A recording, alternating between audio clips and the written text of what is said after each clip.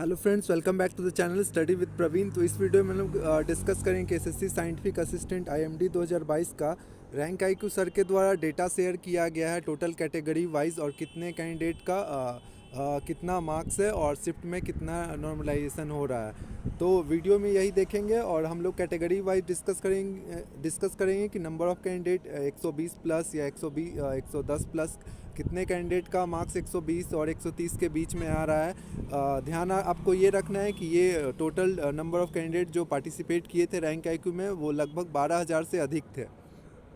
तो चलिए वीडियो को शुरू करते हैं। अगर आप चैनल पे नए हैं तो प्लीज़ चैनल को सब्सक्राइब कर लीजिएगा, और वीडियो अच्छा लगे तो लाइक कर सकते हैं। रैंक आईक्यू का कोई भी डिटेल अगर आता है तो मैं आपको सबसे पहले प्रोवाइड कर दूँगा।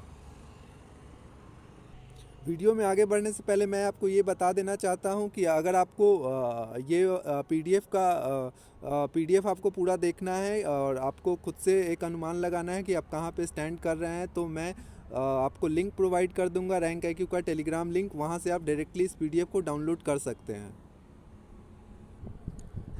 तो ये आपका ये देख सकते हैं, ये पीडीएफ का लिंक मैं डिस्क्रिप्शन में डाल दिया हूँ। आप वहाँ से डाउनलोड कर सकते हैं इस पीडीएफ को और आप चेक कर सकते हैं। तो ये रैंक आईक्यू सर के द्वारा शेयर किया गया है एमडी 2022 और टोटल ब्रांच वाइज।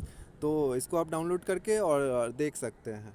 और मैं रैंक आईक्यू सर को क्रेडिट देना चाहूँगा कि वो उन्होंने शेयर किया, और हम लोग को अब काफ़ी हेल्प मिलेगा एनालिसिस करने में कि लगभग कैटेगरी वाइज कितना कट ऑफ जा सकता है। तो मैं कैटेगरी वाइज एनालिसिस आपको नेक्स्ट वीडियो में डिटेल वीडियो में बताऊंगा। इसमें मैं एक आइडिया दे देता हूं कि कितने नंबर ऑफ़ कैंडिडेट 120 मार्क्स से ऊपर हैं, 110 मार्क्स से ऊपर हैं। तो चलिए देखिए यहाँ पे आप और इसमें ध्यान रखना है कि रैंक आईक्यू सर ने दो डेटा शेयर किया है। फर्स्ट डेटा जो आपका है वो आप रैंक आईक्यू पे चेक किए होंगे तो दो नॉर्मलाइज स्कोर दिखा रहा होगा। नॉर्मलाइज स्कोर 1 जो कि ब्रांच वाइज बेस्ड है, और नॉर्मलाइज 2 जो शिफ्ट वाइज बेस्ड है। तो ये नॉर्मलाइजेशन 1 है जिसमें ब्रांच वाइज बेस्ड है। तो इसका मैं पहले एनालिसिस करता हूँ, और आप अभी तक इसी को मान कर चलिएगा। अगर आपको अगर एसएससी अगर शिफ्ट वाइज नॉर्मलाइजेशन करता है तो उसमें नॉर्मलाइज स्कोर बहुत ज़्यादा इंक्रीज़ कर रहा है। तो अगर वो वाला नॉर्मलाइज स्कोर अगर एसएससी लेता है, कंसीडर करता है, तो आपका कट ऑफ काफ़ी ऊपर जाने का संभावना है, क्योंकि उसमें जो नॉर्मलाइज स्कोर है वो किन्हीं के 15, किन्हीं के 20 नंबर, 22 नंबर ऐसे कुछ इंक्रीज़ कर रहा है। तो चलिए देखते हैं कि क्या होता है। इस चक्कर में नहीं पड़ना है कि कौन सा नॉर्मलाइज स्कोर एसएससी कंसीडर करेगा। तो देखिए जो यहाँ पे जो रैंक 1 है आपका, यहाँ पे आप स्टार्टिंग में देख सकते हैं कि ये आपका रैंक है, नॉर्मलाइज्ड रैंक, कैटेगरी रैंक जैसे आप यूआर कैटेगरी में है, ओबीसी में है, ये रॉ स्कोर के बेस पे रैंक है, और ये कैटेगरी का रॉ स्कोर रैंक है, और ये नॉर्मलाइज स्कोर है कि आपका कितना आया है इस वाले कॉलम में। फिर यहाँ पे आपका रॉ स्कोर है कि रॉ स्कोर कितना बन रहा है, कैटेगरी और कौन से शिफ्ट में, डेट में एग्ज़ाम था, शिफ्ट में एग्ज़ाम था, और आपका सब्जेक्ट कौन सा है। तो देखिए इनके सर्वे में जो फर्स्ट स्कोरर हैं जिनका 155 नॉर्मलाइज स्कोर है, और उनका जो रॉ स्कोर था वो 149.7 था। तो इस शिफ्ट में लगभग 5 मार्क्स के अराउंड इंक्रीज हुआ है, और ये शिफ्ट था 14 तारीख का, सेकेंड शिफ्ट, और ये फिजिक्स से हैं। सिमिलरली अगर देखा जाए कि सेकेंड रैंक कौन है, तो सेकेंड, और ये ओबीसी कैटेगरी के हैं। सेकेंड रैंक आपका 152 रॉ स्कोर है, 153.8 इनका बन रहा है। इनका टेलीकम्युनिकेशन से है, इलेक्ट्रॉनिक एंड टेलीकम्युनिकेशन से है, और इनका 15 को इवनिंग शिफ्ट या थर्ड शिफ्ट में एग्ज़ाम था। तो इस प्रकार आप डेटा पूरा देख सकते हैं। ये टोटल जो पीडीएफ है वो 873 पेज का है। तो मैं डिस्क्रिप्शन में लिंक दे दूंगा, आप डाउनलोड करके देख सकते हैं। चलिए आगे हम लोग देखते हैं कि कितने number of UR candidate 120 plus marks से ऊपर हैं।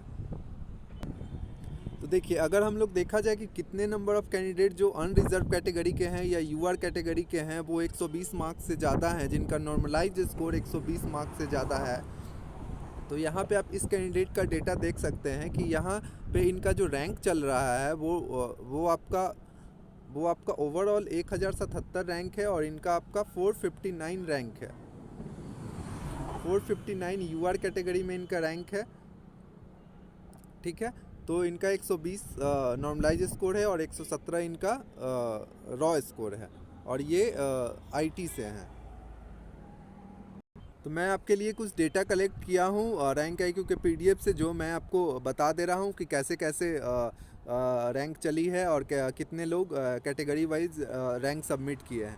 तो देखिए ये आपका जो है वो कितने लोग अपना रैंक चेक किए हैं रैंक आईक्यू के थ्रू। तो जो यूआर कैटेगरी के कैंडिडेट है वो 4403 कैंडिडेट अपना रैंक चेक किए हैं। मतलब उस पीडीएफ में यूआर कैटेगरी वाले 4403 कैंडिडेट है। सिमिलरली ईडब्ल्यूएस वाले 2108 कैंडिडेट है, 2108 candidate. OBC candidate 5186 candidate check their marks. Similarly SC category में आपका 1419 कैंडिडेट चेक देयर मार्क्स और एसटी कैटेगरी में 667 कैंडिडेट रैंक अपना चेक किए हैं। और ये जो मैं पीडीएफ दिखाया हूँ वो मैं आपको पहले ही बता दिया हूँ कि ये फर्स्ट वाले नॉर्मलाइज स्कोर पे बेस्ड है, ठीक है। आगे अगर हम लोग देखें कि यूआर कैटेगरी के कितने ऐसे कैंडिडेट हैं जिनका मार्क्स 125 प्लस है, नॉर्मलाइज स्कोर 125 प्लस कितने ऐसे कैंडिडेट हैं जिनका यूआर कैटेगरी से है, तो टोटल 290 कैंडिडेट ऐसे हैं यूआर कैटेगरी में जिनका मार्क्स 125 प्लस है। मतलब 125 प्लस मीन्स 125 26 ऐसे ऐसे करके 150 155 मतलब 125 से 100 मतलब 200 के बीच में, ठीक है। सेकंड आपका है कि ओबीसी कैटेगरी में ऐसे 387 कैंडिडेट हैं जिनका मार्क्स 120 से ज़्यादा है। टोटल 387 कैंडिडेट ऐसे हैं जिनका मार्क्स 120 से ज़्यादा है, 120 से लेके 200 के बीच में इस सर्वे में। सिमिलरली अगर देखा जाए कि ईडब्ल्यूएस कैंडिडेट कितने हैं, तो ईडब्ल्यूएस के 201 कैंडिडेट हैं जिनका मार्क्स 120 प्लस है। ईडब्ल्यूएस का 201 कैंडिडेट ऐसे हैं जिनका मार्क्स 120 प्लस है। सिमिलरली एससी कैटेगरी के 120 कैंडिडेट ऐसे हैं जिनका मार्क्स 109 प्लस है। एससी कैटेगरी के 120 कैंडिडेट ऐसे हैं जिनका मार्क्स 109 से ज़्यादा है, मतलब 109 से 200 के बीच में। सिमिलरली एसटी कैटेगरी के 127 कैंडिडेट ऐसे हैं जिनका मार्क्स 95 से ज़्यादा है, नॉर्मलाइज स्कोर। तो इस प्रकार से चला है।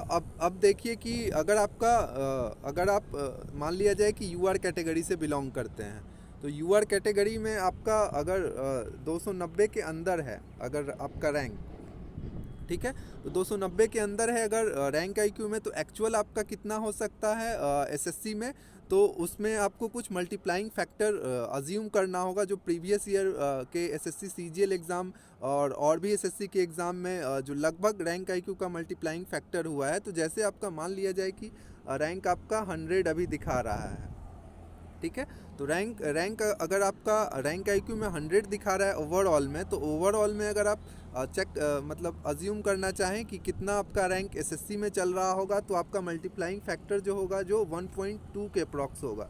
तो अगर आपका रैंक आईक्यू में रैंक 100 है तो इट मीन्स कि आपका लगभग 120 रैंक होगा आपका एसएससी में, 120 125 इस तरह से आप चीज़ें चला सकते हैं। जैसे जैसे हम डेटा में ऊपर बढ़ेंगे, जैसे मान लिया जाए कि किन्हीं का रैंक अभी 500 दिखा रहा है, तो अगर 500 दिखा रहा है तो आपका जो मल्टीप्लाइंग फैक्टर हो सकता है वो 1.5 आपके अप्रॉक्स कर लीजिएगा, क्योंकि जैसे जैसे रैंक ऊपर जाता है तो आप मल्टीप्लाइंग फैक्टर 0.1 में हर एक 100 के बाद आप 0.5 या 0.1 आप इंक्रीज़ कर लीजिए। तो ये एग्जैक्टली तो सही नहीं हो सकता है, बट आप एक एजम्पशन है कि आप मतलब कुछ हद तक एसएससी में जो आपका रैंक चल रहा होगा उसके आप क्लोज जा सकते हैं।